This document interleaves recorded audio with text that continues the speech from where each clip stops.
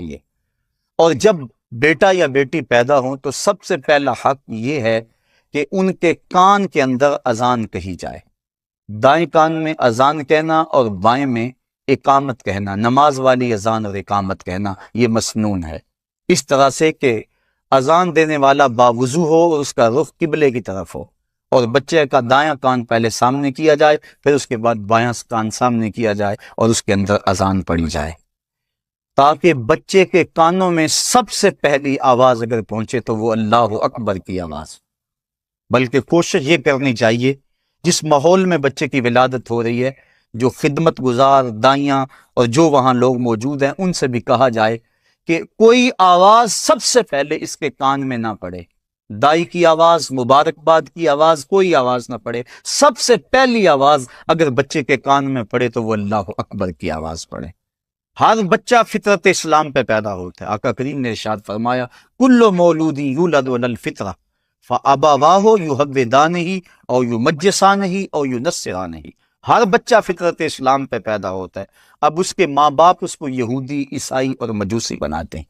اس لیے جب بچہ پیدا ہو تو اس کے کان کے اندر اللہ اکبر کی صدا پہنچے، وہ جان جائے کہ میں حضور کے غلاموں کے گھروں میں آیا ہوں اور حضور کی غلامی مجھے نصیب ہوئی ہے۔ اور آج ماہرین اس بات کو بیان کرتے ہیں کہ پہلی آوازیں بچپن میں جو بچے کے کانوں میں پڑتی ہیں اور وہ ان کا فہم نہیں رکھتا، لیکن اس کے باوجود ساری زندگی وہ ان آوازوں سے مانوس رہتا ہے اور اس کے اثرات اس کے دل میں اترتے ہیں۔ تو بچے کے کانوں میں سب سے پہلے اللہ کی بڑائی کی اور حضور علیہ السلام کی گواہی کی آواز پڑے،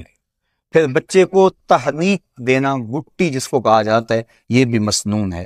موجودہ دور میں کچھ ڈاکٹر اس کی مخالفت کرتے ہیں، لیکن گٹی کے جو فوائد ہیں اس پر بھی ماہرین نے گفتگو کی ہے، اس سے بچے کو بہت سارے فوائد ملتے ہیں اور بچہ فصیح ہوتا ہے۔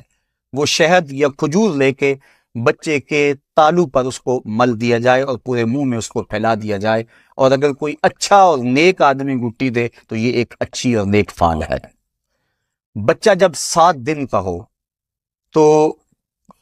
اس کا عقیقہ کرنا مسنون ہے، بچے کے لیے 2 جانور اور بیٹے کے لیے 1 جانور، وہی شرائط جو قربانی کے جانور کی شرائط ہیں، ان کے ساتھ اس کو عقیقہ کر دیا جائے، اور عقیقے کا جو گوشت ہے کوشش کریں اس کی ہڈیاں نہ توڑیں، بلکہ اس کو کچا تقسیم کر دیں، اگر اس کو پکا کے بھی تقسیم کریں گے تو یہ بھی شرعاً درست اور جائز ہے۔ بچے کے سر مونڈ دیے جائیں اور بالوں کے وزن کے برابر چاندی یا اس کی قیمت راہ خدا میں خیرات کی جائے، اور جو بال ہیں وہ ضائع نہ کیے جائیں، کسی گندگی کے ڈھیر پہ نہ پھینکے جائیں، بلکہ ان کو کسی پاکیزہ جگہ پہ دفن کر دیا جائے۔ یہ صرف بچے کے بالوں کا مسئلہ نہیں، ہر انسان کے بال ہوں یا ناخن ہوں، یہ انسان کے جسم کا جز اور حصہ ہیں، ان کو کٹوا کے یوں ہی نہیں پھینکنا چاہیے، بلکہ یہ انسان کی عزت اور تکریم ہے کہ اس کو کسی پاک جگہ پہ رکھنا چاہیے یا دفن کر دینا چاہیے۔ اس کے بعد بچے کے ختنے 7 دن کرنا یہ بھی مسنون ہے، بچہ کمزور ہو تو اس کے ختنوں کا وقت آگے بھی لے جایا جا سکتا ہے، لیکن علماء نے یہ تصریح کی ہے کہ بلوغت سے قبل ختنے کر دیے جائیں، اس لیے کہ جو پردہ ہے وہ واجب ہے اور ختنے مسنون ہیں،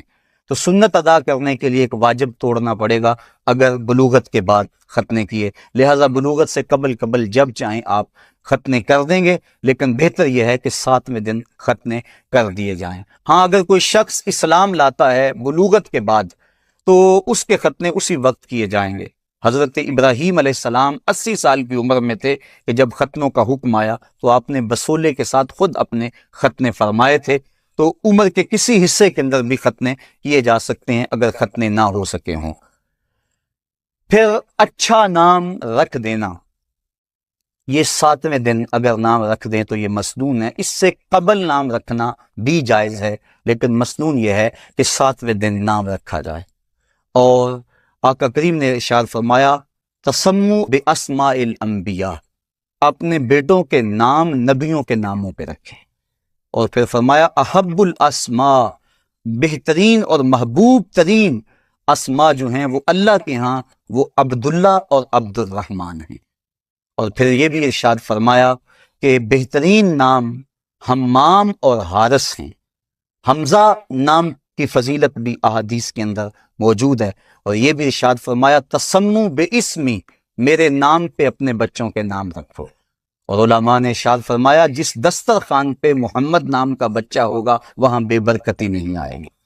تو جب اللہ اولاد دے تو کسی کا نام حضور کے نام پر محمد یا احمد رکھ دینا چاہیے۔ اور ایک حدیث کے بابرکت کلمات ہیں، آقا کریم نے فرمایا اگر تم اپنے بیٹے کا نام محمد رکھو تو پھر اس کی عزت بھی کرو۔ اور سیرت حلبیہ کے اندر امام برہان الدین حلبی لکھتے ہیں کہ قیامت کے دن اللہ تعالیٰ جل شانہ آواز دے گا یا محمد صلی اللہ علیہ وآلہ وسلم، تو محمد نام کے جتنے لوگ ہیں وہ اس آواز پہ دوڑ پڑیں گے، اور اللہ تعالیٰ فرمائے گا میں نے تمہیں تو نہیں بلایا، میں نے تو اپنے محبوب کو بلایا ہے۔ عرض کریں گے مالک چونکہ ہمارا نام یہ تھا لہٰذا ہم اس پکار پہ چلے آئے، اللہ ارشاد فرمائے گا چلو آ گئے ہو، اب جنت تمہارا راستہ ہے۔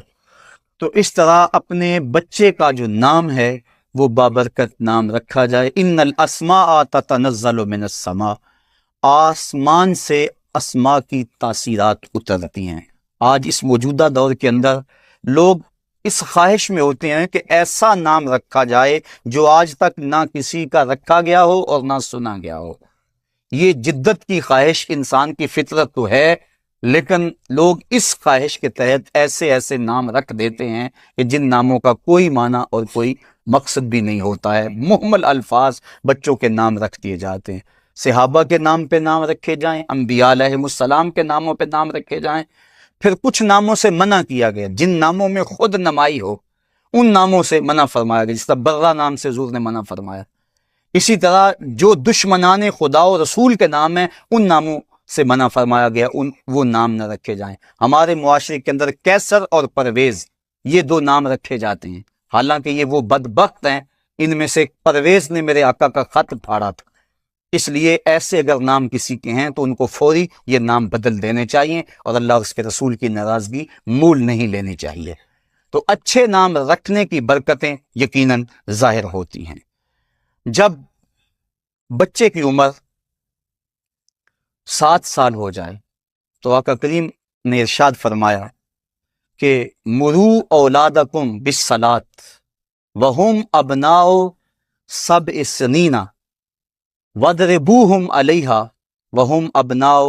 10 سنین وَفَرِّقُوا بَيْنَهُمْ فِي الْمَضَاجِعِ، فرمایا جب تمہارے بچوں کی عمر 7 سال کو پہنچے تو ان کو نماز کی طرف کھینچ کے لے جاؤ، انگلی لگا کر مسجد کا راستہ دکھاؤ، بچیوں کے لیے گھروں میں مصلی بچھواؤ، اور اگر 10 سال کے ہو جائیں اور نماز نہ پڑھیں تو فرمایا ان کو مار کر نماز پڑھاؤ۔ بچے کو دین کے لیے تنبیہ کرنا، اس کو مارنا، شریعت نے اس کی اجازت دی ہے۔ والد کو تاکید کی کہ وہ دیوار کے ساتھ کوڑا لٹکا کے رکھے اور بچوں کو اللہ سے ڈرائے۔ یہ جو سکولوں کی دیواروں کے اوپر اب لکھا ہوا ہے کہ مار نہیں پیار، یہ شریعت کی روح کے منافی ہے۔ استاد کی مار کے اندر بھی پیار ہوتا ہے اور بچے کو وہ تہذیب سکھاتا ہے۔ اس طرح تو بچے آوارہ مزاج ہو رہے ہیں اگر استاد کا یا والدین کا ڈر نہ ہو تو وَاضْرِبُوهُمْ کے لفظ خطبہ حدیث میں موجود ہے کہ ان کو مارو، اور جب وہ 10 سال کے ہو جائیں تو ان کے بستر بھی الگ کر دو، کیونکہ اس وقت وہ بلوغت کے قریب پہنچ جاتے ہیں، لہٰذا اس وقت ان کے بستر الگ الگ کر دیے جائیں تاکہ ممکنہ خرابی سے بچا جا سکے۔ جس طرح بچہ پیدا ہوتا ہے تو سب سے پہلے اس کے کان کے اندر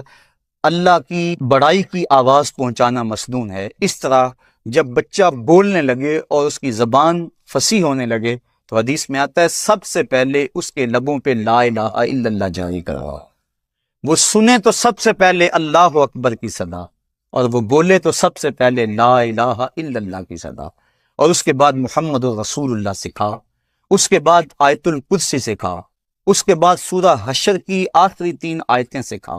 اور پھر اس کے بعد فرمایا علموا رجالکم سورۃ المائدہ وعلموا نساءکم سورۃ النور، اور جو مرد ہیں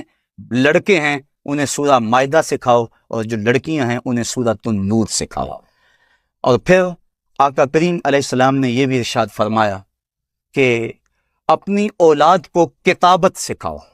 علموہ الکتابہ، ان کو کتابت سکھاؤ، لکھنا سکھاؤ، والسباحہ، اور ان کو تیرنا سکھاؤ۔